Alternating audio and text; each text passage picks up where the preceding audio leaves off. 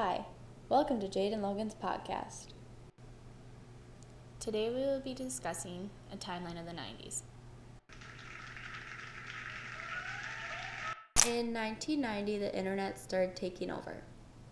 ARPANET thought their system was outdated and obsolete, so it was decommissioned.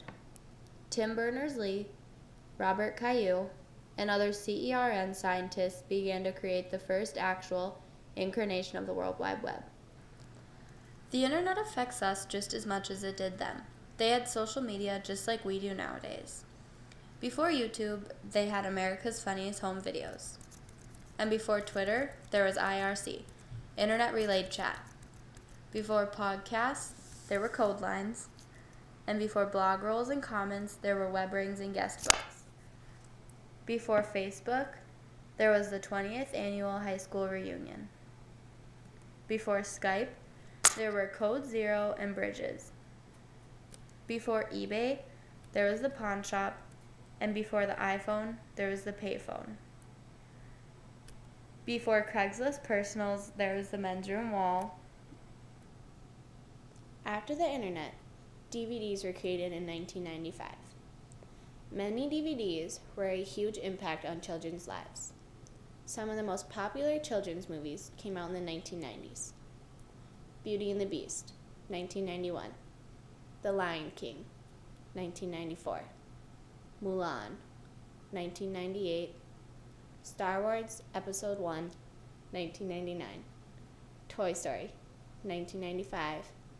Toy Story 2, 1999. Tarzan, 1999. A Bug's Life, 1998. Titanic, 1997. Pocahontas, 1995. Also, Home Alone 1 and 2 came out through 1990 to 1992, which are still very popular Christmas movies today for all ages. In 1996, a bomb explodes in Olympic Park, Atlanta, Georgia. One person is killed by the bomb, but no one is ever charged. It was considered a terrorist bomb attack. On July 27th, during the 1996 Summer Olympics, a bomb exploded. 2 people died, 1 of a heart attack, and 111 people were injured. Eric Robert Rudolph made 3 bombs explode. He was motivated by the government's Abortion on Demand project. It made it so that women could apply and receive abortion upon their next appointment. Eric made the bombs go off during the Olympics because it would get a bigger notice. He wanted to embarrass the U.S. government and wanted to get more sites.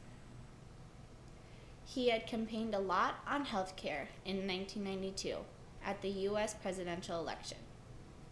The task force was created in January 1993. The goal was to come up with a plan to provide universal health care for all Americans. A major speech was delivered by Clinton to Congress. The Family and Medical Leave Act was very effective in the 90s for middle-class families working in the economy. More than 3 million people, ages 19 to 25, are insured for the first time. Millions of seniors received care. This program helped ill children in Cambodia receive life-saving medicine through his AIDS initiative. More than 44 nations can buy low-cost drugs and testing materials under his contract for HIV and AIDS. In 1999, on April 20th, there was a school shooting in Columbia High School in Colorado. At 11:10, 2 boys brought duffel bags into their school filled with propane bombs and went back into their cars. At 11:17, the bombs were set to explode, but they didn't. At 11:19, the 2 boys went inside and started their shooting in the library. 2 students in Columbia High School went on a shooting spree and killed 13 people. They wounded more than 20 and then killed themselves. It was one of the worst school shootings in U.S. history. It even caused a national debate on gun control and school safety. Eric Harris, 18, and Dylan Keebold, 17, were the ones who committed this terrible crime. The reasoning for the committed killings were not determined, but they believed that it was because they were bullied, members of a social outcast group, or were influenced by violent video games and music. However, these facts were never proven to be true. In 1997, Microsoft saves Apple from the brink. As impossible as it might seem in today's tech world, Apple was within days of bankruptcy.